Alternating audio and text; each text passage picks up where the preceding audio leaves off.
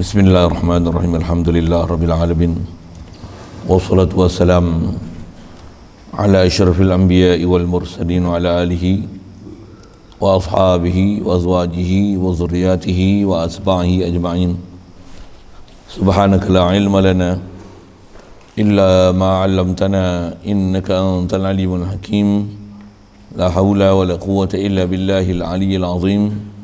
Rabbi syrah li sadri wa yassir li amri wahlul 'uqdatam min lisani yafqahu qawli.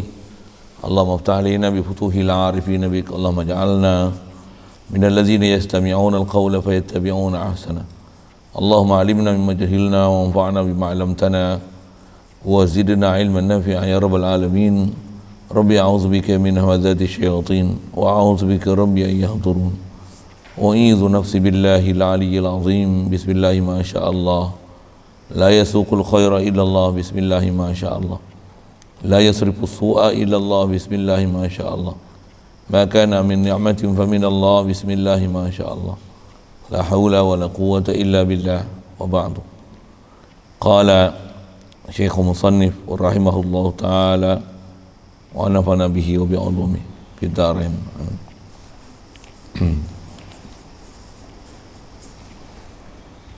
Kata Musannif rahimahullah ta'ala di muka surat 99,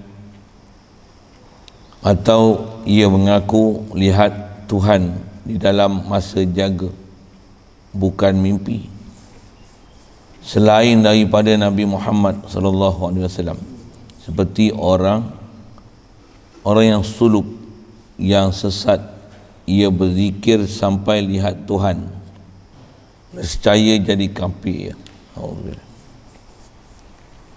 Syukur kita Allah Subhanahu Wa Taala dengan limpah kurnia Dia, belah ihsan daripada Dia, masih kita ada atas muka bumi Dia. Alhamdulillah. Dapat kita nikmat Islam melalui mak ayah kita. Alhamdulillah. Limpah kurnia Allah Taala dibesarkan kita dalam suasana memudahkan kita taat, jauhkan kita pada maksiat. Alhamdulillah. Syukur diberi taufik hidayat pada kita dengan disedarkan kita, diperasakan kita pada Dia. Dah loba untuk nak belajar, memahami, mengenal Dia, mentauhidkan Dia. Alhamdulillah. Syukur diberi pada kita kesihatan, kelapangan masa, keupayaan, kederat boleh hadir untuk solat berjemaah, berada dalam majlis yang mulia untuk kita meneruskan bacaan daripada risalah Firidah ini. Auzubillah. Sambungan kita dia nak senaraikan lagi beberapa perkara boleh jadi murtad ni. Dan apa dia nak sebut ni ialah antara perkara yang syai' maklum fiddin bitururah. Dan termasuk yang sama juga perkara yang dia sebut ni ialah benda yang telah ijma' ulama'. Takkan ada yang menyalahi ijma'. Menyalahi ijma' adalah kufur. Pasal menyalahi ijma' dia seolah-olah menyalahi Al-Quran dan hadis yang qat'i. Baik. Antara benda jadi murtad ni, satu orang ni dia mengaku dia melihat Tuhan. Lihat Tuhan ni melihat Allah lah maksud dia. Dia kata aku nampak Allah Ta'ala. Nampak dalam masa dijaga. Masa dijaga ni kata dia, aku nampak Allah Ta'ala dalam keadaan jaga. Bukan dalam keadaan mimpi. Dan dia kata dia nampak Allah Ta'ala ni selain daripada Nabi Muhammad sallallahu alaihi wasallam. Maksudnya dia sebut dia nampak. Adapun dia kata kalau dia dakwa, dia kata yang boleh nampak Allah Ta'ala, yang nampak ni Nabi Muhammad, nampak pula dalam keadaan jaga. Yang tu tak apa, bahkan itu akidah kita. Antara orang yang cakap macam ni siapa? Seperti orang yang suluk. Orang suluk ni siapa? Istilahnya orang duk fana zikir, untuk bahasa mudah, untuk bahasa yang kadang sekarang kita pakai, orang duk majzub,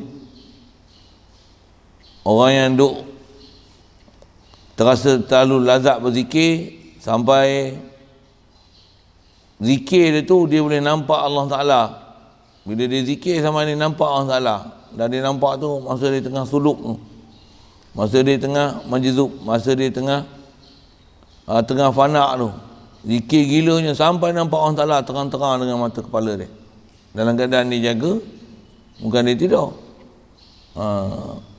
Orang yang suluk macam ni sesat. Yang dia zikir sampai lihat Tuhan, sampai lihat Allah Ta'ala. Satu kalau ada pahaman berzikir sampai boleh nampak Allah, sesat. Yang tu kena ngaji tauhid elok. Apa maksud kalau ada ulama-ulama itu sebut zikir sampai nampak Allah Ta'ala, bukan nampak dengan mata kepala. Nampak tu nampak zihin, nampak. Bahasa dipakai mata hati. Baik.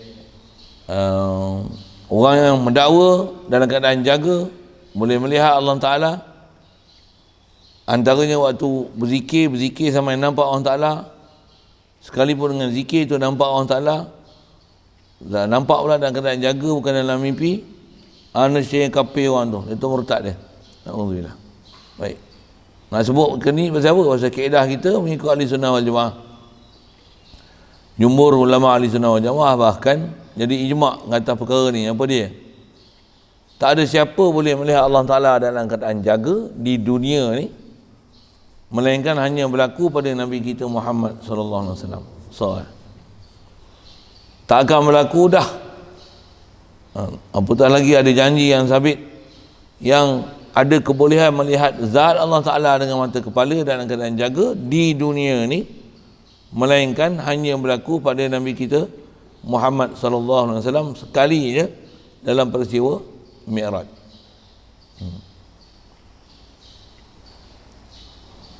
Itu kaedah kita. Jadi siapa-siapa dakwa boleh melihat Allah Ta'ala dalam keadaan jaga, sedangkan dia bukan Nabi. Kalau dia kata Nabi Muhammad melihat Allah Ta'ala dalam keadaan dia jaga masa dia dalam peristiwa Mi'raj, itu betul. Itu memang akidah tu. Siapa tak beriman pula macam tu boleh jadi kufur pula. Maksudnya apa? Menafikan melihat Rasulullah, sedangkan khabar mutawatir menyebut Rasulullah memang melihat Allah Ta'ala. Atas kaedah ulama ahli sunnah wal jamaah bahawa antara kita wajib intiqad adalah perkara melihat Allah Ta'ala ni, melihat dengan mata kepala berlaku kat Rasulullah ni, termasuk dalam syai' yang maklum fiddin bid-darurah, yang termasuk dalam perkara yang telah disepakati oleh ulama ahli sunnah wal jamaah. Siapa menafikan melihat Allah Ta'ala ni dalam peristiwa Mi'raj tu, agar ada pahaman-pahaman sesat tu. Kaedah kita kalau sebut dalam matan jarah, kata dia wa minhu an yuzara bil absari lakin bila kaifin walan hisari lil mu'minina iz bijaiz only qas hadza walil mukhtari dunya sabatat. Panjang nak terjemah satu-satu tu tak. Jadi sebahagian perkara yang harus berlaku nisbah ke akhirat ni, Allah dia akan berikan kita keupayaan boleh kita melihat dia. Diberi kita satu keupayaan luar biasa yang menyalahi adat, kita boleh melihat Allah Ta'ala. Itu akidah kita tu. Dan boleh melihat Allah Ta'ala ni pun siapa? Semua orang ke? Tak? Boleh melihat ni orang beriman je. Pasal melihat Allah Ta'ala adalah nikmat sangat besar, lebih besar daripada nikmat masuk syurga ke. Dalil sebab apa? Pasal cerita dalam Quran, memang kebolehan Allah dilihat ni benda mungkin, antara benda harus. Possibly boleh melihat Allah Ta'ala. Dia bukan impossible. Cuma bukan kita melihat Allah Ta'ala dengan Allah Ta'ala jelmakan diri dia untuk kita lihat. Subhanallah.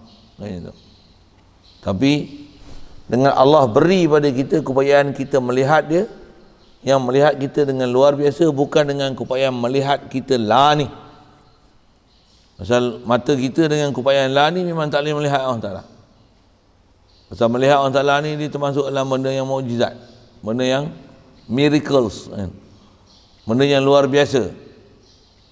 Dari segi boleh, memang Allah Ta'ala boleh bagi kita keupayaan untuk kita melihat dia. Bab melihat Allah Ta'ala ni sabit berlaku hanya sekali saja kat Nabi SAW dalam peristiwa Mi'raj. Kat dunia dah sabit melihat Allah Ta'ala, dan tak akan berlaku melainkan hanya berlaku kat Nabi Muhammad SAW sah saja. Lain daripada Nabi Muhammad tak berlaku waktu dalam keadaan jaga. Jadi kalau ada orang ada akidah di sebalik ni, dia kata dia zikir banyak-banyak, zikir sampai boleh tahap melihat Allah Ta'ala, murtad, wajib syahadah lain. Kalau ada orang ajar macam ni, zikir sehingga melihat Allah Ta'ala. Kalau yang masuk melihat ni, melihat dengan mata kepala dalam keadaan jaga, pahaman tu sesat. Kalau nisbah bahasa sesat, atau bicaranya kufur, besar menyalahi ijma'.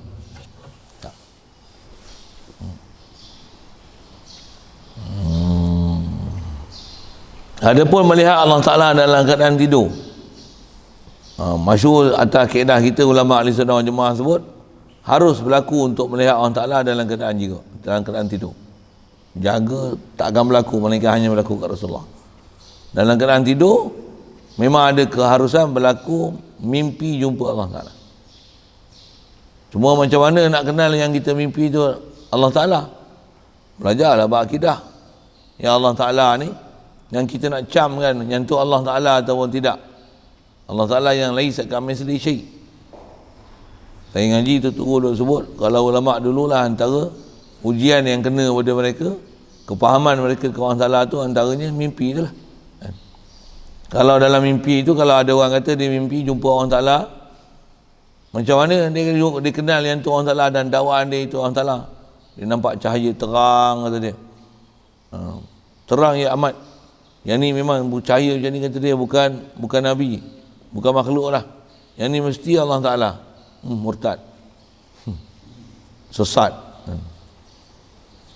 Yang tu sesat lah, murtad tu. Boleh jadi kufur tu, siapa? Salah akidah, maksudnya kau tak faham mukhalafatuhu lil hawadis. Dan mendakwa itu adalah Allah Ta'ala. Itu sesat tu, wajib ngaji lain tu, taubat ngaji lain tu, syahadah lain tu. Siapa? Punya bengak berakidah sampai tak kenal. Dan tak boleh nak nafi apa yang tak sepatutnya nisbah pada Allah Ta'ala. Atau umum kita belajar tu tak betul nafi isbat dia. Apa nak nafi, apa nak isbat pada Allah Ta'ala. Sehingga mengisbatkan Allah ni, pada dia Allah ni cahaya yang sangat terang. Kufur tu akidah. Ataupun dia dongak-dongak ke langit, itu dia nampak Allah Ta'ala. Nampak dia arah yang pintu langit terbuka satu-satu. Aku kira 7 pintu terbuka. Dalam mimpi tu, katalah dia kata itu. Last sekali kata dia, aku nampak Allah Ta'ala. Nampak macam mana? Nampak muka dia. Yang ni bukan sebarang muka, mesti muka dia. Ni bahaya akidah Wahabiyah ni. Aku nampak mata. Yang ni bukan mata lain, mesti mata Allah Ta'ala. Pasal Allah Ta'ala ada mata. Yang ni bukan mata sebarang mata. Ini mesti mata Allah Ta'ala. Kufur. Ataupun dia pergi nampak itu, kata dia dalam mimpi aku nampak pintu langit terbuka. Lepas tu nampak tangan. Ini mesti tangan yang layak dengan Allah Ta'ala je. Tak ada makhluk yang layak dengan tangan ni. Semua i'tiqad murtad. Kufur, sesat. Maksudnya apa? Bukan ajaran Islam macam ni. Pasal dia faham, dia melihat Allah Ta'ala yang dia sangka Allah Ta'ala, sedangkan semua itu adalah musyabbih, tashbih, tajsim. Maksudnya apa? Memahamkan Allah Ta'ala ni ada berjuzuk anggota, ada mata, ada tangan. Allah Ta'ala duduk di atas, Allah Ta'ala cahaya. Ya ni semua akidah bengong ni, wajib taubat, syahadah ngaji lain. Wajib tarik balik nafikan tu, ya betul. Asyhadu an la ilaha illallah wa asyhadu anna Muhammadar Rasulullah. Wajib syahadah lain. Itu bahaya buat akidah ni. Masalah besar. Sikit buat mimpi tu. Mimpi melihat Allah Ta'ala, tak ada jaminan yang kita mimpi ialah melihat Allah Ta'ala. Pasal apa? Pasal sepi nak kenal Allah Ta'ala dah diberi. Ya Allah Ta'ala laisa kamitslihi syai'. Dah bagi faham elok laisa kamitslihi syai'. Kalau duk faham tu macam faham Wahabi, out. Antara Wahabi kata macam mana? Allah Ta'ala ada muka, tapi muka yang layak. Jadi dia faham apa? Allah ada muka. Dan dia faham muka ialah muka. Out. Sesat. Panduan nak kenal sesat itu lah. Bahasa mudah kan. Wahabi dia faham Allah ada mata, mata yang layak dengan dia. Walaupun dia sebut mata yang layak, sampai dia mimpi melihat Allah Ta'ala, itu inilah mata yang selayaknya Allah Ta'ala. Nampak besar, hebat. Kata dia, ini tak ada lain, mesti mata Allah Ta'ala. Sesat. Kufur. Lepas tu, wajib syahadah lain. Itu ada akidah Wahabi ni bahaya. Bahaya gila, pasal dia faham literal ayat. Walaupun dia kata, muka Allah tak serupa dengan muka kita, mensabitkan muka ke Allah Ta'ala tu adalah masalah. Kalau memang dia faham muka adalah muka yang juzuk dan anggota, itu terang-terang kufur, soreh punya salah besar tu. Adapun dia kata muka yang layak dengan Allah Ta'ala, dia tak faham juzuk anggota, tapi dia faham Allah Ta'ala muka. Allah Ta'ala ada muka, Allah Ta'ala ada tangan, dengan makna macam tu, dengan makna zahir. Ini fasik, bodoh, sesat. Nak jadi murtad, tengok ada bab kan. Yang tu pasal ada orang tak ijma' itu, tapi sesat. Dan dia boleh bawa pada sesat, bukan saja sesat, tapi murtad. Pasal apa? Dia akan gagal dalam masalah nak faham. Kalau dia faham yang tu, walaupun dia dakwa yang tu akidah salaf. Sikit sana. Dah sebut lajak yang tu, lajak Wahabi salah. Wahabi salah fahaman dalam hal ini.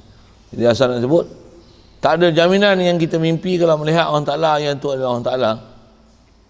Melainkan kita yang wajib kenal Allah Ta'ala dengan prinsip kita belajar sifat 20. Antara kunci besar dia apa dia? La ilaha illallah. Allahu ka ilah, astagfirullah. Makhluk ni tak ada sifat ilah, Allah je ilah. Allah juga ilah. Jadi bila Allah juga ilah, makhluk ni jangan sampai memakhlukkan Allah Ta'ala dan jangan mentuhankan makhluk. Dua-dua tu kesalahan besar. Kita belajar akidah disiplin macam itulah. Atau kita belajar ni khas gini, tak mana? Tang memahamkan salah ke Allah Ta'ala dengan memahamkan Allah Ta'ala kat dunia ni boleh dilihat dengan mata kepala dalam keadaan jaga. Tu step mana? Sedangkan dia termasuk alam syai' maklum fiddin bidarurah. Untuk kita belajar tauhid nak buat apa? Belajar tauhid sampai hati kita boleh rasa perasan dan sedar Allah Ta'ala. Apa terlintas, apa terfikir, apa tergambar, ma tasawwara bi balik Allah Ta'ala ala khilafi zalik. Apa terfikir dalam kepala otak kita ni, Allah Ta'ala bukan macam tu. Subhanallah. Kita belajar kat dunia, belajar disiplin ilmu tauhid macam tu. Apa tergambar, subhanallah. Apa terfikir dan apa boleh bawa pada fikir dan tergambar, tu tolak. Pahaman tu kalau ada diajar, jaga bahaya. Kebanyakan cara wajah diajar ialah Wahabi. Tapi memang tak sangka Wahabi. Nak faham akidah tu pun yang nama salaf tu, bagi faham elok-elok siapa dia yang memang original salaf. Kerana tak faham betul-betul elok-elok, walaupun sebut salaf, dia akan jadi salah. Tak pun bukan jadi salaf, tapi jadi macam ada masalah urat saraf. Bohpi bahasa itu. Maksudnya apa? Mental tak cukup. Kepala otak dia sivil. Dia faham Allah Ta'ala dengan faham makhluk. Walaupun dia tak sebut Allah Ta'ala ni ada jisim, Allah Ta'ala ni ada badan, sekalipun tak bodoh cakap macam tu. Badan dia macam badan kita. Tu terang-terang kufur soreh tu. Allah Ta'ala mata dia macam mata kita. Tu kufur soreh tu. Kalau dia kata Allah ada mata, tapi mata Allah lah, mata kita lah. Tu. Di atas kata pasik, asik, berdosa, sesat. Masa mengitikadkan Allah Ta'ala ada mata, ada juzuk, ada anggota. Walaupun dia tak sebut mata dan mata tu ialah juzuk anggota. Walaupun dia kata mata yang layak dengan dia, tapi dia faham layak tu, mata tu dekat mana parts. Mestilah ada satu kepahaman itu kan. Dia sebut mata. Kalau tanya kalau Wahabi, sikit ke Wahabi sikit lah. Pasal dalam hukum melihat Allah Ta'ala tu. Kalau dia kata Allah ada mata tak tanya dia? Allah ada mata tak? Ada. Allah ada tangan tak? Ada. Allah ada muka tak? Ada. Tanya soalan simple yang memang tu ayat-ayat Quran tu. Memang lafaz sebut dalam Quran tu. Allah ada muka, Allah ada mata, Allah ada tangan. Kalau dia kata ya. Bagi dia satu segi soalan. Allah ni satu ke banyak? Satu. Itu adakah muka, tangan, mata tu adakah Allah Ta'ala? Kata dia iyalah. Kalau gitu Allah Ta'ala ni kombinasi antara muka, mata, tangan. Tanya itu. Kata dia iyalah. Maksudnya sesat. Memang sesat gila ya, bukan sesat sebarang tu. Sesat tu boleh bawa murtad tu. Siapa? Memahamkan Allah Ta'ala kena combination. Maksudnya dia memisalkan Allah Ta'ala. Kalau dia kata ada muka, walaupun muka yang layak, serah pada Allah Ta'ala macam mana muka Allah Ta'ala, maksudnya dia mensabitkan ada muka. Dia hanya menyerah muka macam mana tak boleh nak hurai, tapi ada muka. Sesat tu, masih sesat. Masih akidah sesat. Kalau dia kata Allah ada atas, ada ke atas. Atas macam mana tu saya fikir lah. Maksudnya dia mensabit ke atas. Mensabitkan pihak pada Allah Ta'ala. Mensabitkan pihak masih dalam akidah sesat. Pasal tak sabitkan Allah pihak. Allah mustahil dia ada di pihak. Mustahil dia tu ada pihak. Mustahil dengan kita dia ada di pihak tertentu. Dan mustahil Allah dia ada pihak. Pasal apa? Bila ada pihak makhluk. Allah pun ada depan, belakang, atas bawah, subhanallah. Itu atas bahasa kita sebut. Di hadapan Allah Ta'ala esok kita akan dibicara. Masuk hadapan jangan salah faham. Satu bab tauhid ni bukan boleh ngaji bodoh-bodoh sambil leweh. Apa dia? Sambil makan kacang, sambil makan coklat. Bukan macam itu. Saya kena serius betul nak faham tu. Nak faham laisa kamitslihi syai'.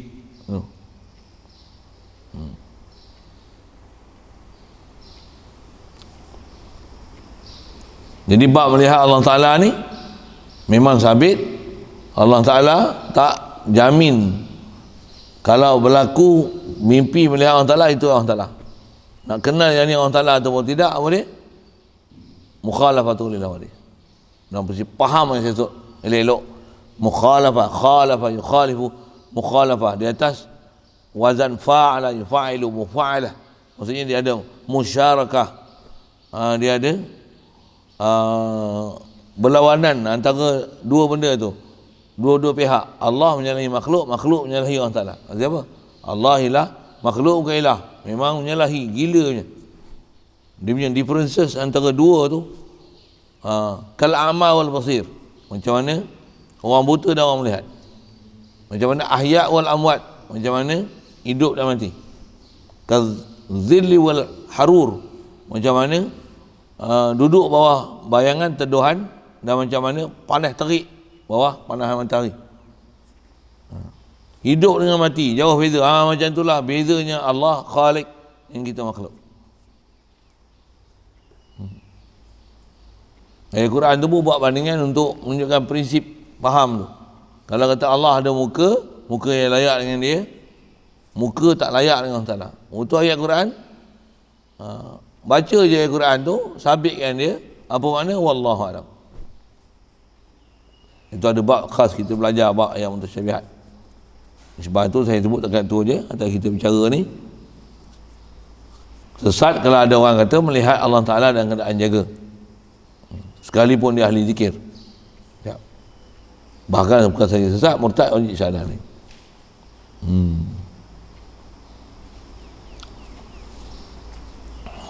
Allah. Pergi nak sebut kau. Sudah selesai? Buat tu? Mudah aja. Ada soalan tu? Baik. Ustaz, tadi putusannya melihat Allah dalam mimpi tak? Ya. Ada pun melihat Rasulullah dalam mimpi. Rasulullah dia ada jaminan begini. Apa dia? Syaitan takkan boleh menyerupai Rasulullah. Syaitan dia akan mendakwa dia Allah dengan dia menyerupakan diri tertentu.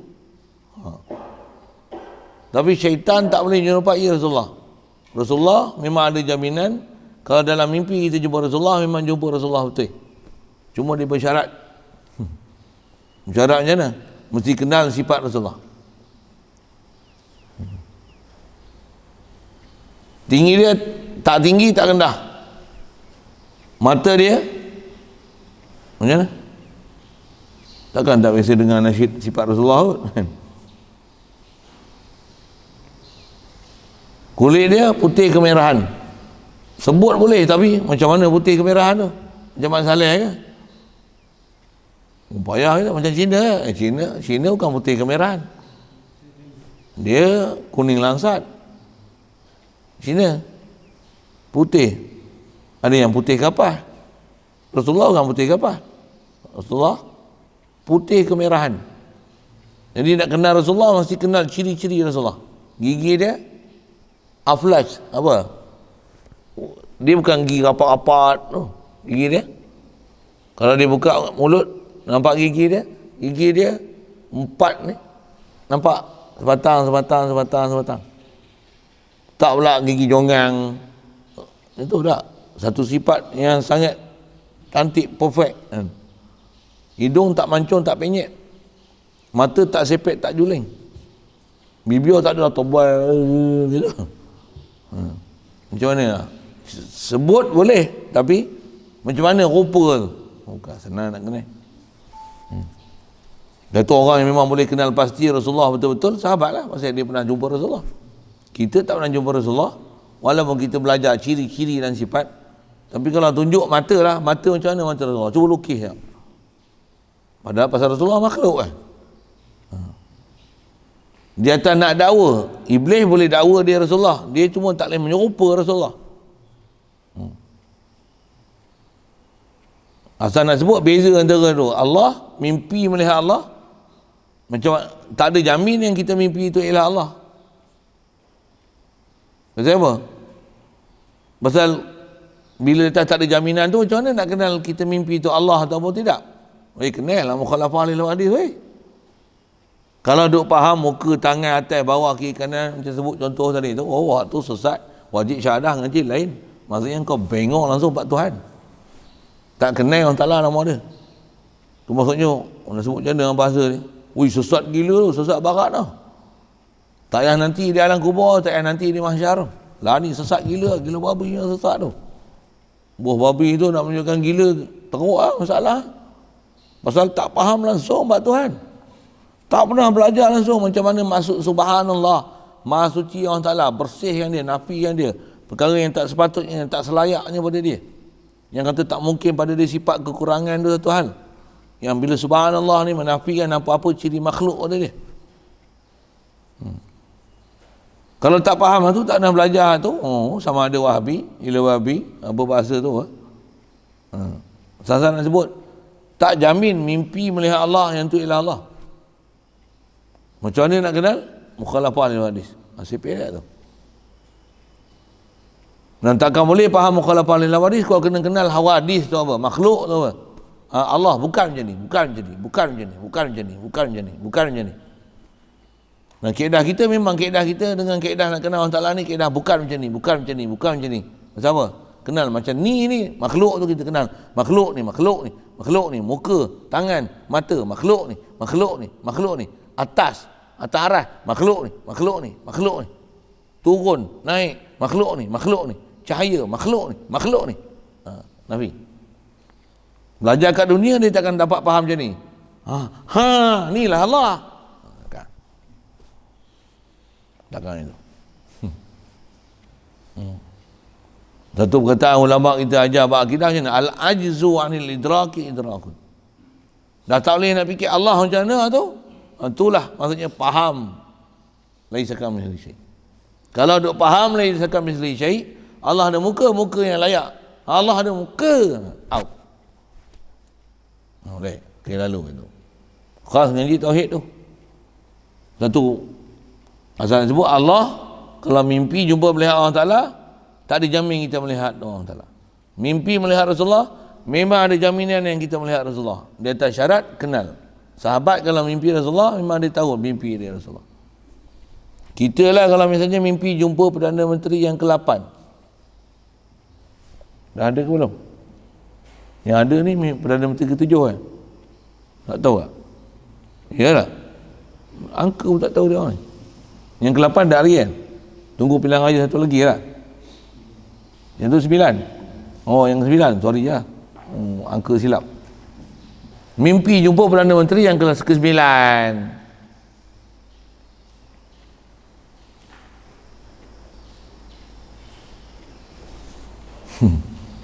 Kenal ke dalam mimpi tu? Siapa dia yang ke-9 tu? Aku tak tahu siapa, tapi ada muka, ada tangan. Masih makhluk ke? Apa saya nak sebut? Allahumma salli wa sallim ala. Asal saya nak sebut ialah kalau katalah macam saya ngaji ke Pondok Patih misalnya, mana saya tengok Patih, gambar saya tengok, gambar tu saya tengok. Waktu malam tadi jumpa Patih, jumpa arwah Tok Guru, Betul, malam tadi saya jumpa arwah Tok Guru Ustaz. Pernah jumpa dia ke? Tak pernah. Tapi macam mana boleh kenal dia tu arwah Tok Guru saya? Saya tahulah, saya rasa memang yang ni arwah Tok Guru Ustaz.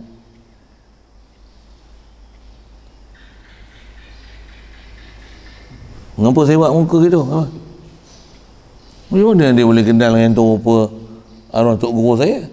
Sedangkan dia tak pernah kenal macam mana arwah Tok Guru saya. Macam mana rupa Tok Guru dia? Saya tahulah. Saya tak ada orang lain lah mesti Tok Guru Ustaz tu. Pada saya yang tu Tok Guru Ustaz lah. Ya. Rasulullah disebut nak sebut macam tu lah. Macam mana hang boleh kenal yang tu ialah Rasulullah? Yang ni tak ada lain mesti Rasulullah. Kau sebut Rasulullah macam mana? Kau nampak apa dalam mimpi tu? Jangan kata mimpi, hak terang tanya macam ni Rasulullah punya sifat tak kata. Apa sifat Rasulullah? Rasulullah siddiq, amanah, tabligh, watanah. Tu tak boleh nak kenal. Jangan tengok. Nak kenal ni, hidung ni kena. Kau tunjuk gambar hidung lah. Ada 14 rajah. Mana satu hidung Rasulullah? Tunjuk. Boleh? Bibir macam mana? Yang serupa dengan antara kita ni yang macam bibir Rasulullah. Boleh? Saya mengaji dengan almarhum Tuan Guru Haji Ghazali tu. Tok Guru tu kata macam ni. Kata dia, aku lah, katanya. Dalam kitab ada, kata dia. Aku pun mengaji. Aku tak kenal nak cerita ke orang, kata dia, macam mana rupa Rasulullah tu. Sebut boleh, kata dia. Tapi nak hayal kan, macam mana rupanya, wallahualam. Aku tak pernah tengok. Dan nak pastikan yang ni lah Rasulullah. Tak tahulah, kata dia. Orang putih kemerahan, ramai putih kemerahan. Tak bulat, tak julin. Taklah lepiau, taklah sepet. Macam mata saya ni. Muka, payah nak kena. Kalau ada juru lukis polis, ulangan kan dia ada juru lukis. Kalau dulu lah, ni saya tak tahu ada, tak ada. Gambar penjenayah ni, cuba awak sebut nama penjenayah tu, muka dia macam mana? Lukis. Ada apa? Ada parut gigi dia jongang, bibir tebal macam ni, ada misai macam ni, misai dia ada melentik ni, janggut macam ni. Muka bulat 4 segi, putak, petak macam ni. Pipi tembam berdaging penuh, bawah dia ada bengkak sikit, kelepak bulu. Ui, kenal macam tu dia cerita. Okey, macam ni muka dia, pegang macam ni. Oh, kalau masuk tu kenal sungguh tu. Kita kalau tak tengok muka saya lah, kalau cerita ke orang macam mana rupa Ustaz tu saya ni. Tengoklah muka dia tu. Memanglah, cuba cerita tengok muka saya macam mana. Duk tengok hari-hari. Sikitlah sebut macam tu kan. Nak sebut apa? Rasulullah. Walaupun ciri-ciri itu disebut dalam kitab, ada yang kita hafal nasyid pun kan. Apa nak sebut? Sekalipun bila mimpi memang boleh confirm yang tu Rasulullah. Kenal tak kenal? Dobit dia kenal tak kenal? Dobit dia kenal tak kenal? Kita boleh ada perasaan menjangka tu Rasulullah, tapi betul ke dia Rasulullah? Takut kita je sangka dia adalah Rasulullah padahal dia bukan Rasulullah. Pasal apa boleh jadi itu? Pasal kita tak kenal Rasulullah, apa ciri dan sifat dia. Pada sangkaan kita adalah Rasulullah. Iblis dia akan kacau situ lah. Yang tu kalau pun sejarah panjang tu, sekadar nak menunjukkan kata beza antara melihat Rasulullah dengan melihat Allah Ta'ala. Melihat Allah Ta'ala tak dijamin, melihat Rasulullah ada jamin.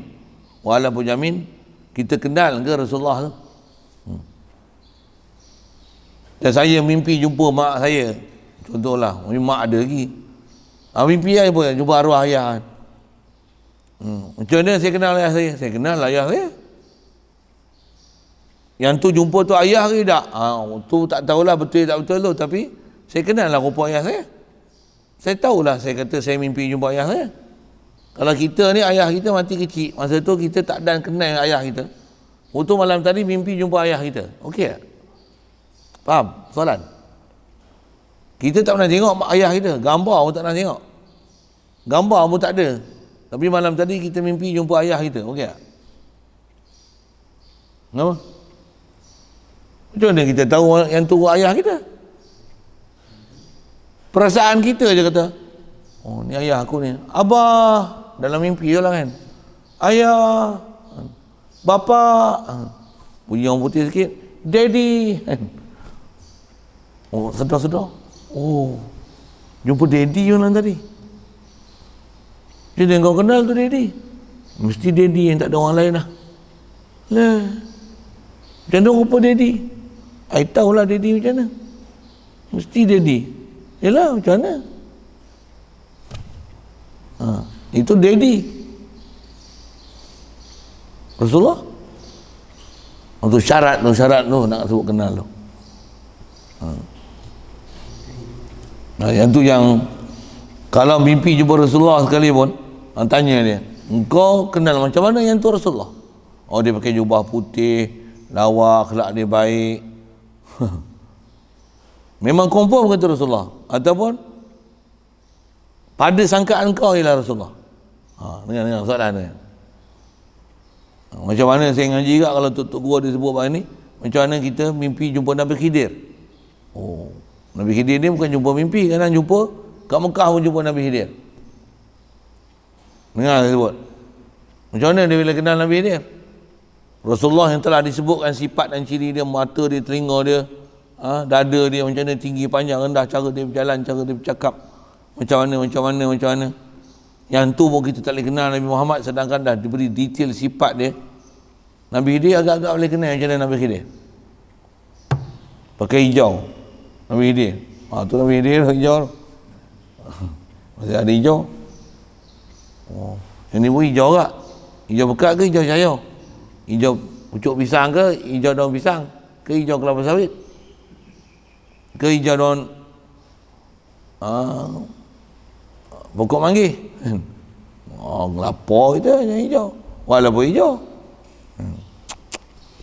Saya nak sebut apa tu? Bukan senang nak kena. Satu hal. Macam mana pun mimpi melihat Allah dalam keadaan jaga, benda telah diijma' yang ni takkan berlaku di dunia pula tu. Didakwa subut melihat tu kepada selain pada Rasulullah, syahadah lain. Mimpi melihat Rasulullah, dia tak jadi murtad, tapi betul itu ke Rasulullah, takut kau jadi sesat. Itu yang masalah. Saya pernah ditanya, ada orang yang kata dia masuk Islam pasal dia dakwa, dia kata dia jumpa Rasulullah. Bila dia dah masuk Islam tu, lama dah masuk Islam pun, memang orang baik pun, orang mengaji, tapi antara soalan dia pernah tanya kat saya, dan dia masuk Islam tu pasal dia jumpa orang ni. Soalan dia kat saya apa ni? Dia kata, Ustaz, betul ke yang saya jumpa tu Rasulullah?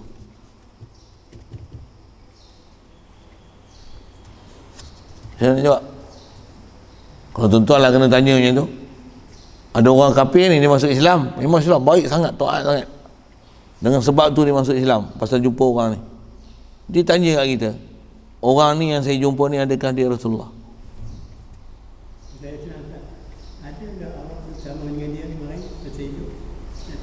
Adakah bersama dengan dia? Dengan Rasulullah tu? Dia tak ada objek dia tu. Kamu kenal dengan Rasulullah tu macam mana? Saya rasa ni Rasulullah, tak ada orang lain. Kamu rasa Rasulullah, kamu kenal ke sifat Rasulullah? Tak kenal. Untuk bila kamu pun tak kenal, kamu nak tanya saya adakah dia Rasulullah? Mana saya tahu? Saya bukan nampak apa dalam mimpi kamu. Kalau saya nampak pun, saya pun nak kenal, nak confirmation dia lah Rasulullah ataupun tidak, saya pun tak kenal betul-betul ciri Rasulullah macam mana. Tu yang kalau kata boleh lukis lah. Kalau saya, I'm an artist, I can make a gambar. Saya minta buat lukis satu gambar. Siapa yang memang boleh lukis gambar Rasulullah macam mana? Tak boleh. Saya tak boleh. Macam mana kau kenal yang tu Rasulullah? Kita tak bersama dengan dia. Memang ada jaminan yang kita mimpi jumpa Rasulullah memang Rasulullah, syaitan, iblis tak boleh merupa Rasulullah. Tapi kenalkah tu Rasulullah? Ini isu lah tu. Isu lah tu. Dari segi harus memang harus sebut harus kan? Tapi kenalkah kita Rasulullah? Yang tu ya, nak sebut yang tu. Kita jumpa tepi jalan, jumpa Tuan Agung pun tak sedar. Ini Agung ke? Masa Agung itu macam tu kan, Pemaisuri Agung pun beli barang kat tepi-tepi jalan je kan, jumpa beli barang, Okey, siap. Kali lagi buat misal tu. Aku mau percaya sini, dia perlu jadi. Tapi tadi itu soalnya kekinian dia aku. Kalau agung betul-betul pun kita nak agung tak biasa jumpa, tak perasannya dia agung. Walaupun tengok rupa, tengok gambar, video apa kan. Tahu Sultan Brunei mai kat pondok kita. Sultan Brunei tengok gambar ada dia tengok. Macam familiar je, padahal dah tengok dah gambar tu. Yang tu pun tak apa nak kenal. Orang yang biasa tengok muka saya dalam Facebook, dalam YouTube pun bila jumpa betul-betul betul ke ustaz ni. Dia mesti confirmation ni Ustaz Rozaini ya. Dia tanya lagi tau. Kalau orang dah kenal betul-betul macam mana? Tak ada syak ni mesti ustaz tu aku kenal kan. Tengok pula cara berjalan. Kalau dia nampak saya berjalan, dalam ngajar bukan nampak saya berjalan, nampak saya duduk. Kalau nampak saya ngajar, dengar suara saya, kata dia ni tak ada suara orang lain, mesti suara orang tua ni. Kalau tengok tangan, cara bercakap, apa suara, style bercakap, time mengajar, yang ni mesti tak ada orang lain. Pasal dia kenal dengan suara tahu lah. Kalau tengok muka pun, kenal sangat muka. Hari-hari duk menghadap muka orang tua ni. Kalau tanya lagi ni Ustaz Rozaini untuk confirmation aja. Padahal memang confirm dah. Maksudnya memang kenal betul ya. Nak kenal Rasulullah mesti kenal yang itu. Siapa ada kenal yang itu? Kan? Yang satu nasyid ni macam mana? Kenal? Kenal? Patih pun tak kenal. Padahal gambar dah tengok. sikit sana. Saya nak sebut, nak cerita macam tu pasal apa? Pasal nak cerita masalah nak kenal adakah Rasulullah yang kita lihat, walaupun jamin Rasulullah yang kalau mimpi jumpa Rasulullah memang keberangkalian Rasulullah tu betul tu ialah ada. Iblis memang tak boleh rupa Rasulullah, tak boleh menyerupa Rasulullah, tapi kenal kita siapa dia Rasulullah tu dan macam mana rupa dia. Memang dia boleh berjubah, iblis dia boleh berjubah apa dia menyerupa dengan satu rupa yang kita boleh jatuh sangkaan itu adalah yang ni Rasulullah.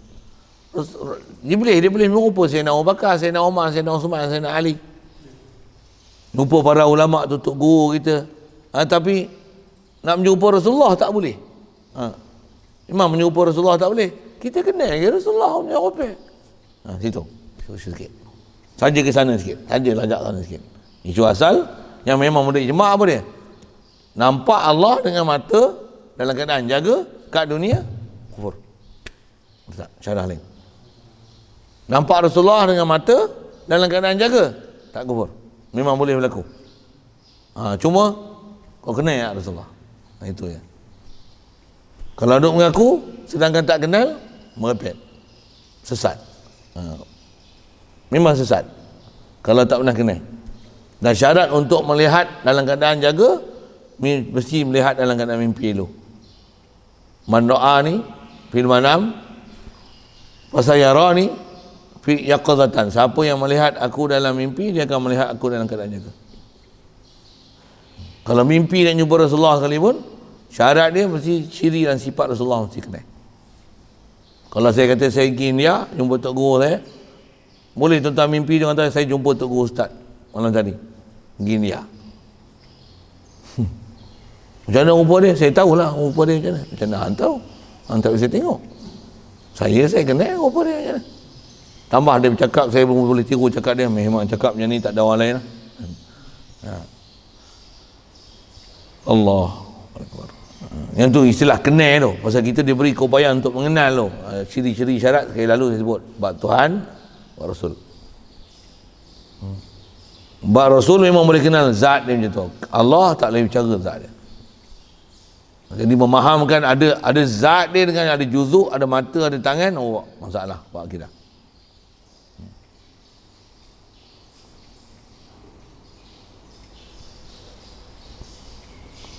Selesai tu.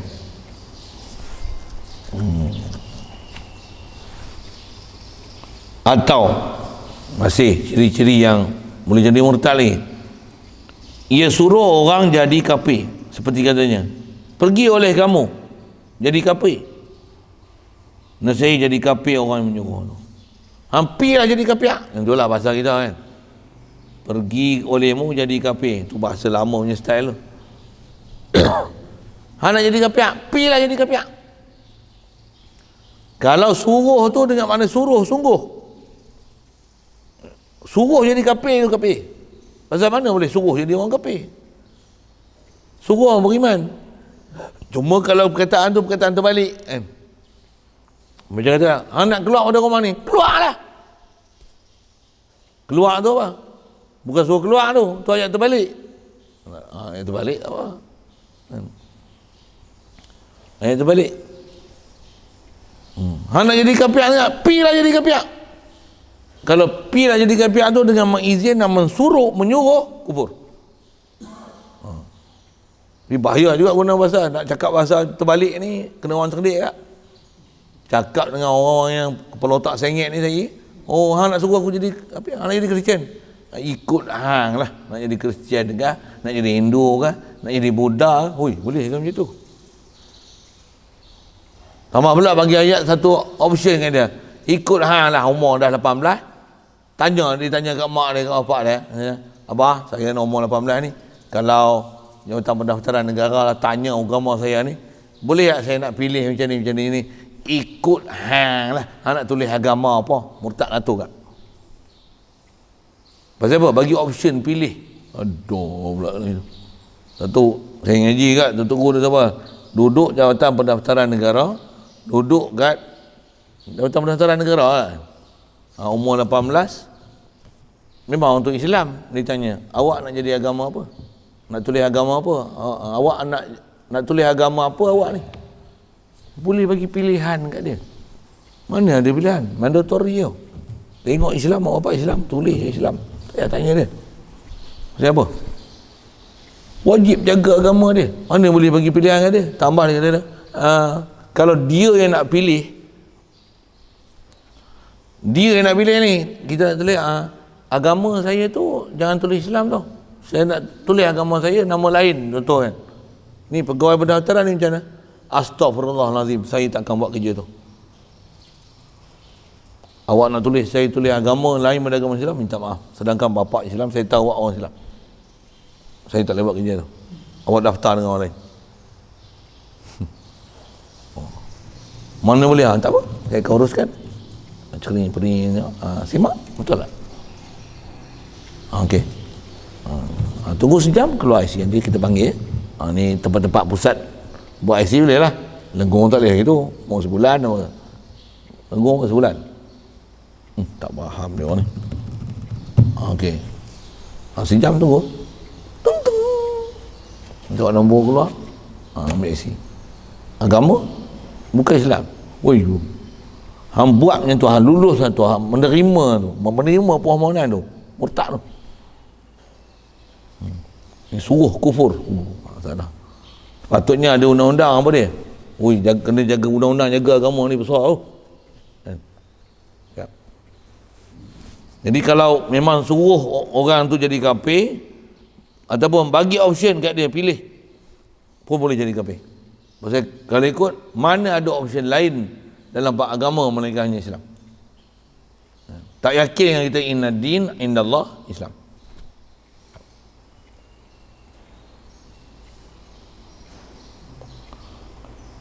Dan lagi, tiap-tiap perkara yang ijma' ulama' lagi yang maklum dengan darurah, ia ingkar akan dia atau ia melekeh-lekehkan akan Quran. Tu lain pula tu. Yang ni pun prinsip ni disebut dah. Tiap-tiap perkara yang nama dah ijma' ulama'. Nah, ijma' ni saya sebut dah. Pernah banyak mengaji baru nak faham ijma' tak ijma'. Kitab nak jumpa kitab khas pun menyimpan semua ijma' ulama'. Kesenang nak jumpa. Seingat saya duk cari khas kitab cerita ijma' ni tak ada lagi. Pasal bab ijma' ni kita nak tahu ni ijma' tak ijma' macam mana. Yang tu banyak kena lalu dalam kitab. Dia akan sebut hadza ma majma'a alaihi ulama, ma ajma'a alaihi ulama. Yang ni ialah benda yang telah ijma'. Disebut satu perkara hukum wal aslu fi, dalil dia ayat ni macam ni. Kata dia Al-Quran wa sunnah wal ijma'. Dalam kitab dia akan sebut ijma' tak ijma' tu. Dia tak ada separately sebut. Himpun kitab ni menyenaraikan semua perkara yang telah ijma' ataupun tak ijma'. Susah nak jumpa ada kitab yang cerita macam tu. Ijma' tu ada dalam bab akidah ijma', ada dalam bab fiqh pun ada benda ijma'. Nak tahu dia, ngaji lama sikit. Kena ada satu experiential learning yang sangat panjang, sangat lama. Baik. Cuma prinsip atas kita nak bicara mana yang telah ijma' ulama' dan maklum dengan darurah. Benda tu pula maklum fitin bi darurah. Benda yang semudahnya diketahui oleh orang Islam, bukan nanti orang yang khusus mengaji agama boleh faham. Ingkarkan dia. Okey. Wa man li ma'lumin daruratan jahat min dinina yuqtalu kufran laisa had. Kaedah-kaedah ulama itu sebut dalam syair bab tu. Untuk memudahkan dobit tu. Mana yang telah maklum dalam agama, benda tu pula telah ijma' ulama adanya, ingkarkan dia adalah kufur. Kena bunuh tu pasal apa? Pasal murtad. Na'udzubillah. Siap. Atau antara termasuk dalam benda murtad ni, atau prinsip apa dia? Melekeh-lekehkan benda yang disuruh besarkan kita dalam syariat. Dalam syariat disuruh kita mulia dan ta'zim dengan dia. Dia buat sebaliknya. Dia pelekeh, perolok, persenda, permain. Memperolok-olokkan perkara yang benda tu dalam syariat suruh kita besar dan muliakan dia. Benda murtad juga. Tu jagalah. Walaupun benda tu benda sunat, walaupun benda tu benda sunnah, walaupun benda sunnah tu kecil sangat, buat misai, buat janggut, jangan ada ayat-ayat memperlekeh dan mempersenda. Apa duk simpan janggut macam kambing? Janggut kambing ni juga sikit. Saya ngaji tu tunggu kasar, nanti nak dengar kata apa? Pasal ada orang pelekeh kita janggut, apa simpan janggut macam kambing. Ni apa ni janggut tak ada macam babi. Itu. Saya tak kata siapa tak ada janggut babi. Saya nak tunjukkan kata kita balaskan orang yang memperlekehkan janggut ni, hinakan dia, sebut babi ke dia. Mu tak ada janggut, licin macam babi, tak ada janggut. Babi ada janggut ke? Ya ke? Bukan babi ada janggut ke? Oh, jumpa lah. Tujuan ni nak pelekeh. Tapi dia kata kita janggut macam kambing, itu silap oleh murtad. Tak ada janggut macam babi, tak jadi murtad. Cuma buah babi kat dia tu, marah dah. Marah dia. Sepatutnya marah dia kat kita, dengan kita marah tu, kita marah besar lagi kat dia. Pasal apa? Hang kata janggut ni macam kambing. Hang gila. Janggut ni antara sifat yang ada kat Nabi, kat Rasulullah. Hang kata macam kambing, maksudnya hang meletakkan Rasulullah ni kambing. Kalau tak ada janggut ni babi ke, tak ada masalah. Memang tak ada janggut babi tentu sikit bahasa tu. Cuma kasar sikit, tak ada janggut babi ni. Lagi siapa tak ada janggut, nak pegang lah janggut. Belah lah. Bagilah ada janggut.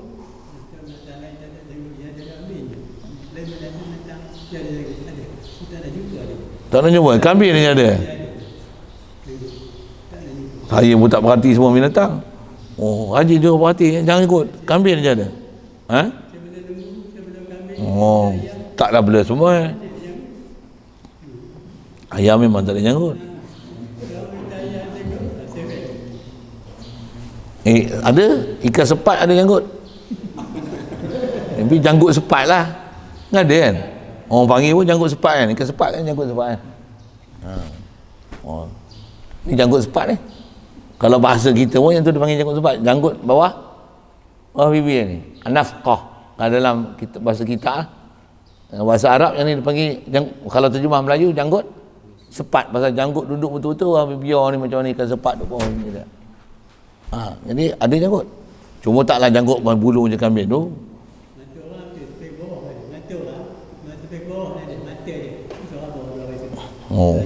Haji macam surat khabar sungguh. Okey, cukup. Udahlah tu. Lagi cerita janggut yang mati. Nak sebut, jangan mempelekeh benda yang ditakzim, walaupun benda tu nampak kecil, tapi bila berhubung dengan Rasulullah, jaga sikit. Orang pelekeh, orang pakai serban, orang pelekeh, orang pakai celak, pada benda yang memang ada kat Rasulullah tu, jaga sikit. Walaupun nampak simple aja. Ataupun menghina-hinakan Rasul, ataupun nama malaikat. Mau tanya nama siapa? Nama apa? Ismail. Ma'e. Nama dia Ma'e weh. Kau jangan olok-olok nama Nabi. Nak olok-olokkan orang tu satu hal, tapi mengolok-olokkan nama tu, mengolok-olokkan nama yang mulia, haram atas kita untuk bersenda, bahkan tak kena gaya, boleh jatuh kufur dan murtad. Pasal memperolok-olokkan nama-nama Nabi, Rasul, juga malaikat.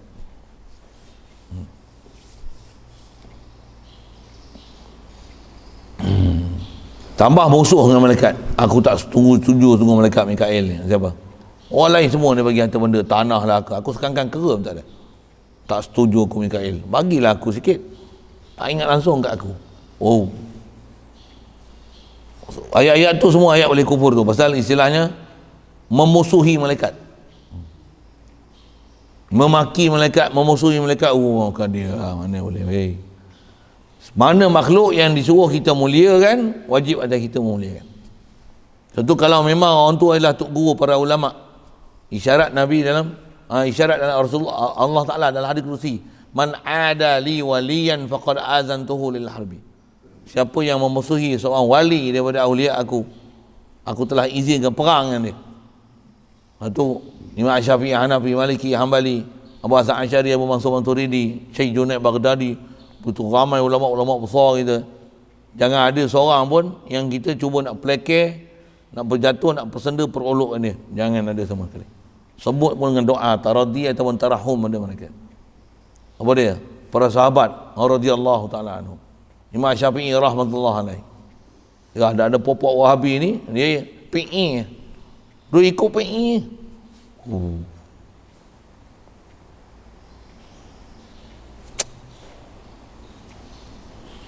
Jaga sikit lah.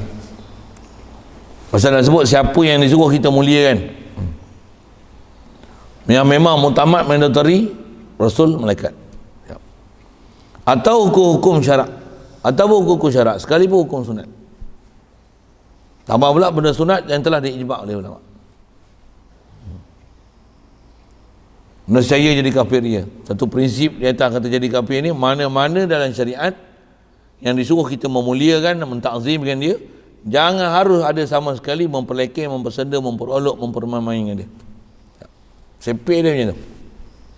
Baik sama ada orang Islam, kalau orang Islam tu boleh memperolok macam tu, boleh jadi kufur, murtad. Kalau orang kafir macam mana? Dengan sebab dia memperlekeh, memperolok, mempersenda-senda ni, harbi. Dia jadi harbi. Pasal orang Islam mau jadi murtad, kalau orang kafir, dia tak jadi zimmi lah, dia akan jadi harbi. Nanti apa orang Islam ni tonggek. Kau cakap baik-baik sikit. Kau sepak lagi. Apa tonggek. Itu orang kafir. Kalau orang Islam cakap macam tu, apa duk semayang? Apa? Jangan. Lagi lempang. Nak sebut kata kena ada perasaan nak jaga agama ni tu kan. Walaupun dalam kacamata tambah kita duk ada isu-isu apa ni, food panda apa ni, sampai pergi pukul orang kafir, mati ke orang kafir? Mati tak? Pergi pukul kan? Dia boleh kata dia Kristian, dia anak Tuhan, dia anak Allah. Masalah dia ada orang kita yang gedi-gedi bangap, bi kata lulus orang kafir boleh menggunakan kalimah Allah. Tu kacau kan. Patutnya dia eksklusif untuk orang Islam. Allah kan isu tu pula sembang kan. Dia tu sepatutnya dia umur ni lah yang besar, yang buat undang-undang ni kena bercermat dalam bab ni. Hang buat satu undang-undang ikut peluh otak hang. Tak rujuk pada kesan dia kan. Kesan yang kepanjang bila sebut bagi kelulusan tu. Apa dia? Jadi masalah pecahan dalam masyarakat. Berkelahi habis. Punca dia pasal bagi orang kafir sebut kalimah Allah. Tu masalah. Gunakan dia. Tambah yang kata kalimah Allah, Tok Kong ni tu pun nama masjid. Kalau dulu pun nama kuil apa? Kuil Krishna, Sri Krishna. Tukar nama Masjid Sri Krishna. Okey.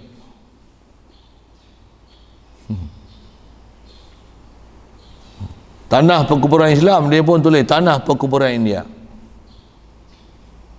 Dia tulis gambar kepala anjing, tulisan dia tu kan. Tulis tak ada masalah. Tulis pintu gerbang tu tulisan Cina apa, tak ada masalah. Tapi tulis apa? Jerat Cina, memang kita sebut jerat kan. Kita pun sebut jerat, tak sebut kubur Cina. Tak sebut kubur, jerat je. Orang tua dulu nak sebut kubur ni dia eksklusif untuk orang Islam. Dengar saya sebut. Orang lain tak pernah sairah dengar saya sebut. Orang tua kita sampai tak gamak nak sebut tempat orang kafir ni sebut sebagai perkuburan orang kafir. Jerat orang kafir. Sebut jerat. Pasal nak sebut kubur ni, makbarah ni dia eksklusif orang Islam. Macam mana ada van bawa orang mati, panggil apa? Van jenazah. Kalau Cina lah duduk ketuk.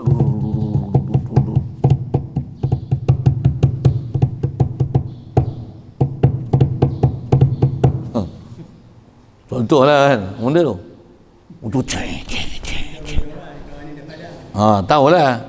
Itu apa? Lori jenazah. Lori jenazah boleh. Tulis pula kat jenazah dekat lori tu, wa inna lillahi wa inna ilaihi raji'un. Boleh. Duk ketuk orang tu. Mau tak ketuk, tak bunyi, tak betul-betul lah. Ambil tu macam band jenazah lalu jenazah eksklusif untuk orang Islam. Jenazah ni macam ni, jenazah semua kita rasa pelik gembang tengkok kan? Ni tanah wakaf puak-puak tu, puak Chang ni tanah wakaf Cina. Wakaf Cina wakaf. Wakaf ni istilah orang Islam punya lah. Orang Cina ni nikah, mak kenduri nikah, boleh faham? Orang Cina nikah, kahwin tu kan kahwin, nikah. Dia eksklusif orang Islam lah. Tak betul bahasa. Ni dibenarkan untuk orang kafir guna kalimah Allah situ. Konon nak dakwah konon. Sikitlah sana. Ya Allah.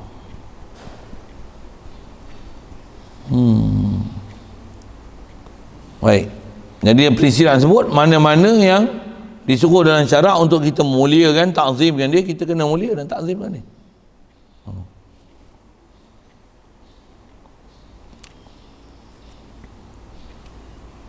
Kata Syekhuna tersebut dalam kitab Bughiyah Al-Murtasyidin, muka surat 248, firman Allah Ta'ala, wa man lam yahkum bima anzalallahu fa ulaika humul kafirun.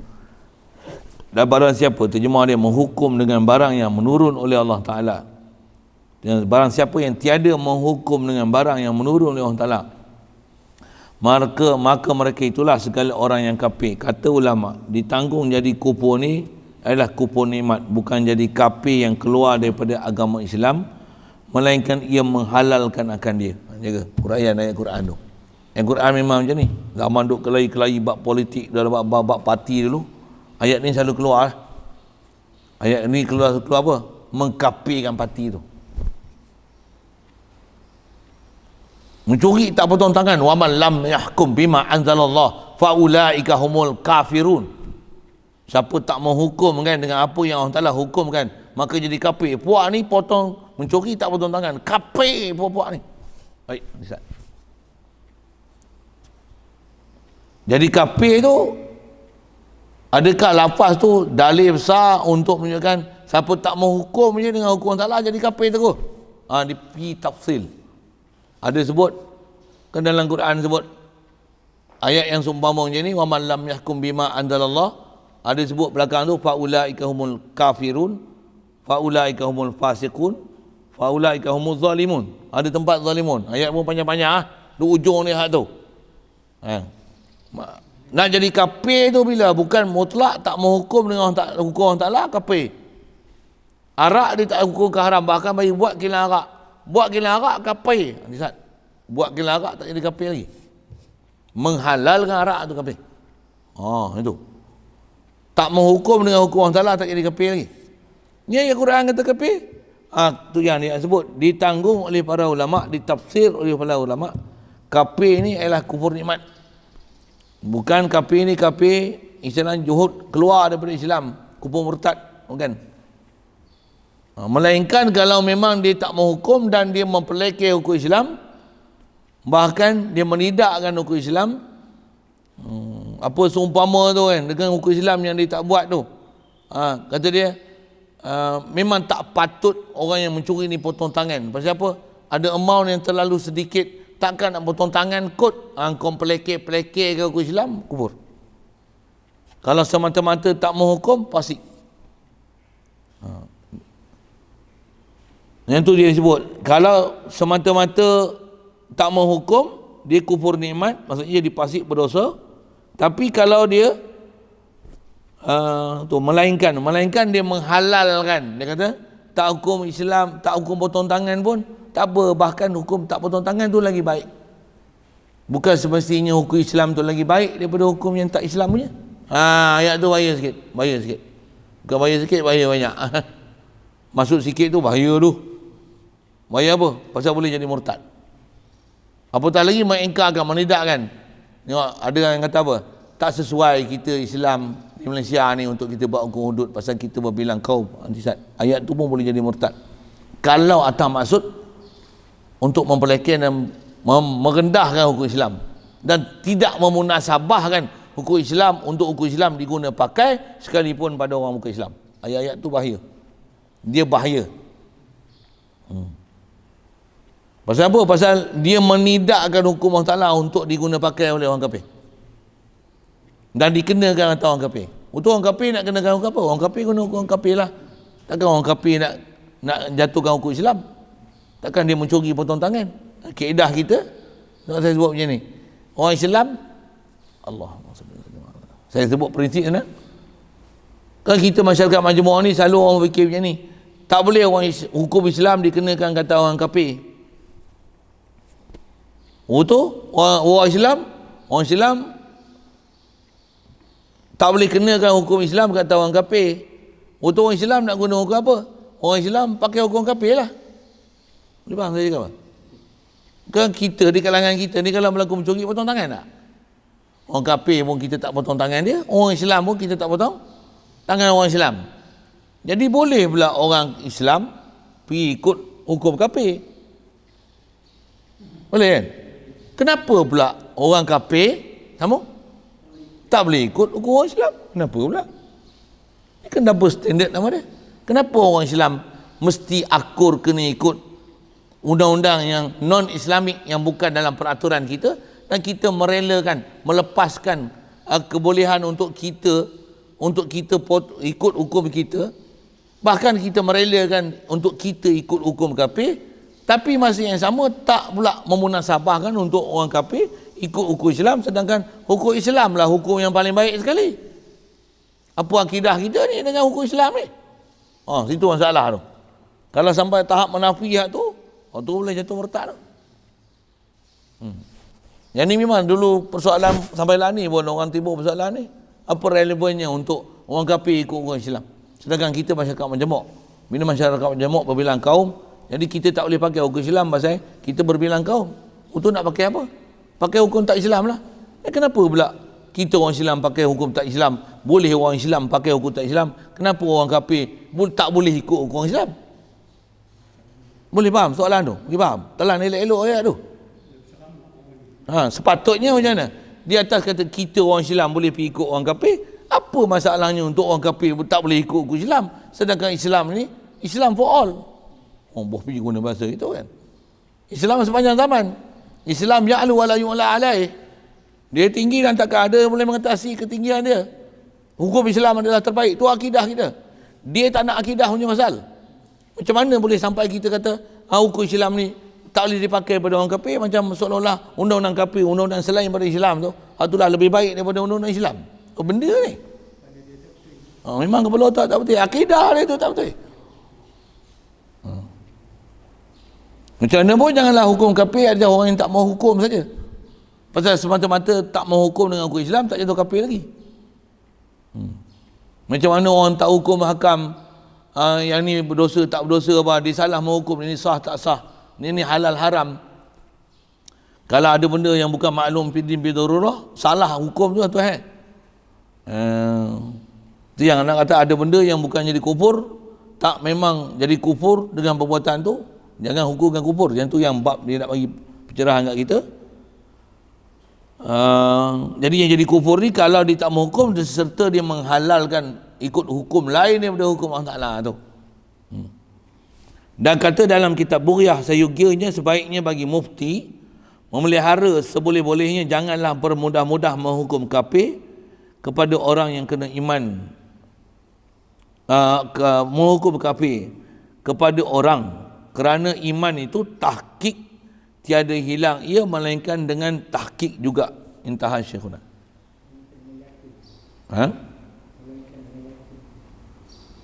Melainkan dengan yakin. Melainkan dengan yakin. Iman ini adalah benda tahqiq. Nak hilang iman pun dengan yakin, dengan tahqiq juga. Maksudnya iman mesti yakin memang benda ni iman. Nak jadi murtad pun mesti memang benda ni memang yakin dengan pastinya adalah murtad, barulah murtad. Lepas ada ayat-ayat dulu kalau kita belajar bab kita dengar dulu tu masa dulu. Menganggap Islam suku, hukum Islam adalah suku, adalah murtad.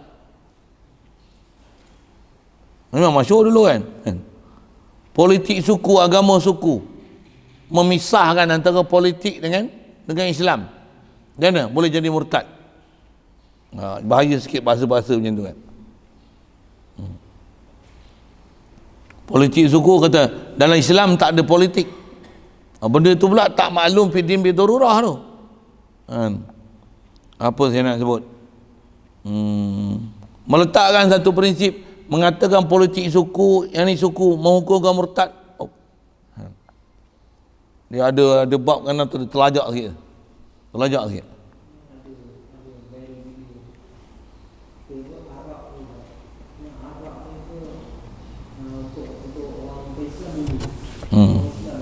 Yang tu pun babak yang bahaya tu yang kata detail tu.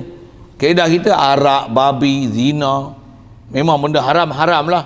Jangan kata sama sekali babi ni orang Islam haram, orang kafir boleh. Tak ada pasal. Babi tetap haram pada orang kafir. Dia nak makan diam-diam, itu hal dia. Tapi kita nak menghalalkan babi untuk mereka, tak pasal. Babi hutan tembak pun masalah, betul tak? Betul? Orang tu patutnya bila tembak pun salah, mana boleh jual kat market babi? Salah. Kenapa tak boleh buat undang-undangnya tu? Sedangkan babi ganggu tanaman, tembak pun salah. Yang ni bagi orang makan babi, bagi lesen pula. Sikit-sikit macam tu lah, bahaya. Apatah lagi kata ayat babak arak ni, orang Islam haram minum arak, orang kafir boleh minum arak tak? Tetap macam mana haramnya kita minum yang merosakkan akal fikiran, orang kafir pun haram atas dia minum arak. Ayat-ayat ni bahaya ni. Jadi seolah-olah arak ada dua level. Arak halal, ada arak haram. Arak haram, arak tak ada lesen. Arak halal, arak ada lesen. Ataupun arak haram, arak untuk orang Islam minum arak, orang kafir minum arak halal. Tak ada pasal. Zina, orang Islam haram zina, orang kafir harus zina. Tak pasal. Orang tu bab-bab yang ni kecelaruan hukum ni kena masalah. Kaedah kita, apa yang diharam pada orang Islam, haram juga pada orang kafir. Tentu kalau ada daulah Islam, macam mana? Apa hukum dalam sosial ni, dalam undang-undang pun, kesalahan-kesalahan jenayah, jubana apa, yang tu adalah hukum Islam, hukum tu lah juga kena pada orang kafir. Macam mana kita duduk negeri orang kafir, apa yang kena ke orang kafir pun kena ke orang Islam. Boleh faham saya cakap apa? Kita masuk negeri orang putih, dia tak ada simpan janggut, tak ada simpan misai. Kita pun masuk sana, macam mana? Tak ada simpan janggut, tak ada simpan misai. Macam mana orang kafir kita dalam negeri Islam misalnya kena pakai pakaian menutup aurat, orang kafir pun masuk kita, macam mana? Kena pakaian menutup aurat lah. Itu undang kita, negeri kita. Tak nak go to hell lah you, don't come here. You are not welcome here. I'm very sorry. Tak boleh lah atas isu pelancongan sampai orang kita pula jadi macam orang kafir pula. Pakaian kafir tu kan kita pergi tiru pakaian orang kafir pula. Bagi pula kita pergi pantai, londeh semua. Macam orang kafir, apa benda ni? Memang otak saya gila lah. Sikit itulah. Okay, lalu. Jadi bab-bab macam tu kena jaga dari sudut. Jangan nanti beri satu pengiktirafan pada orang-orang yang kafir di atas apa benda yang asalnya haram dalam syariat kita, kita halalkan pada dia. Jaga tak? Pasal ada benda yang bukan ada benda, banyak benda dari segi hukum. Tambah kita, kalau kita tengok dalam pentadbiran Islam, kalau kita ada hukum mati, ada hukum peraid, orang kafir pun duduk dalam negara Islam, macam mana orang Islam kena peraid, orang kafir pun kena peraid, ikut hukum peraid. Dia tak ada istilah nak ikut undang-undang dia yang sibil punya, tak ada pasal. Pasal apa? Undang peraid hukum terbaik lah, hukum orang Ta'ala lah. Masalah kita macam mana? Jangan kata orang kafir nak hukum peraid, orang Islam pun tak kerti peraid, orang Islam pun tak ikut peraid, tak mengaji peraid pun. Kita dah parah gila ya. Parah gila sampai tahap tu parah kita. Yang dia jadi makin kau bengong, bahasa mudah dia bengong. Na'udzubillah. Satu takat kita boleh mengaji satu hal, kita pun takat boleh ikhbar aja, boleh takat cerita aja. Pelaksanaan bukan di tangan kita, tapi wajib atas kita mengaji, nak kenal mana hitam putih tu khasnya, nak pelihara diri kita supaya jangan jatuh pada kufur. Pasal matilah kadang kafir ni, Allah tak ada ampun lah. Kalau dah jadi murtad, syahadah lain betul balik, mati dalam keadaan Islam, dah kembali balik pada Islam, gagah lagi. Tapi kalau ada benda yang menyebabkan keluar pada agama, tak sedar, tak faham, itu mati, Allah tak ada ampun dah. Na'udzubillah. Mudah-mudahan taklah pelihara kita semua. Belajar ni untuk kita jaga elok-elok sepadan tu, dan menghukum tu dengan apa yang kita dah faham tu. Sebab nak jaga satu hal, mana yang pasti yang Islam adalah Islam, yang terkeluar pada Islam pun dia mesti tabayyana rusydu minal ghayy, mesti jelas sangat. Panduan-panduan yang diberi itu memudahkan kita untuk kenal mana hak batil. Itu dulu.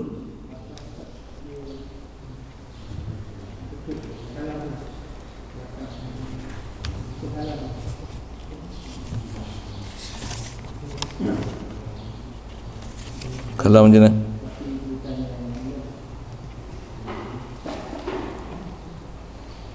Oh, ada tak habis ke situ? Oh, ni boleh habis tak? Oh, tutup je tak? Tak ada hukum dah sebut. Oh, kalau kita habis ya. Kata bermula tempat ambilnya kitab Fathul Mu'in, I'anatul Talibin dan Hasyiah Syarqawi dan Mirqatu Syuhud Syarah Muslim, dan juga Bajuri bagi Ibnu Qasim, bagi Batu Qarib, dan Hidayah Mutafakkirin ni untuk guru pokok senar tu katanya, dan Buriyah Al-Murtasyidin dan Kashful Lisam, dan juga fatwa Syekh Ahmad Fatani dan Tok Guru Kenali Kelantan. Maksudnya kita rujukan dia memang nak mensyarahkan, kata wa man lam yahkum bima anzalallah fa ulaika humul kafirun tu, kata kafir tu bukan kafir murtad, bahkan kafir tu kafir nikmah, kufur nikmat. Memang macam tu ulama tangguh, melainkan kalau jatuh kufur tu adalah kufur murtad jika dia memang menafikan hukum Allah Ta'ala tu. Maka selesailah hamba ni penulis kitab ni, yang dia menulis pada hari Jumaat 8 hari bulan Rejab 1413 bersamaan 1 hari bulan Januari 1993. Jadi Tok Guru Haji Cik ni menyebut dia tukang tulis. Jadi Tok Gurunya mengimlak merencana, dia tulis rencana Tok Guru tulis. Dan akhirnya hamba berseru dengan mengingati sepotong ayat Al-Quranul Karim, ya ayyuhallazina amanu ittaqullaha haqqa tuqatihi wa la tamutunna illa wa antum muslimun. Wahai orang yang beriman, bertakwalah kamu kepada Allah dengan sebenar-benar takwa, dan jangan sekali-kali kamu mati melainkan dalam keadaan Islam. Maka hamba berdoa, ya Allah, beri terbuka olehmu akan dada kami dan mereka-mereka yang terpesong pahaman agama Islam ni daripada jalan ahli sunnah wal jamaah yang sebenar itu, dan masukkan olehmu ya Allah ke dalam dada kami dan mereka itu, dan juga tetapkan olehmu akan pahaman dan pegangan agama Islam kami mengikut jalan ahli sunnah wal jamaah. Amin ya rabbal alamin. Yang sebenarnya iaitulah jalan yang telah engkau beri nikmat atas mereka yang 4 firqah, 4 kumpulan ni, iaitu jalan anbiya, jalan siddiqin, jalan syuhada dan jalan salihin.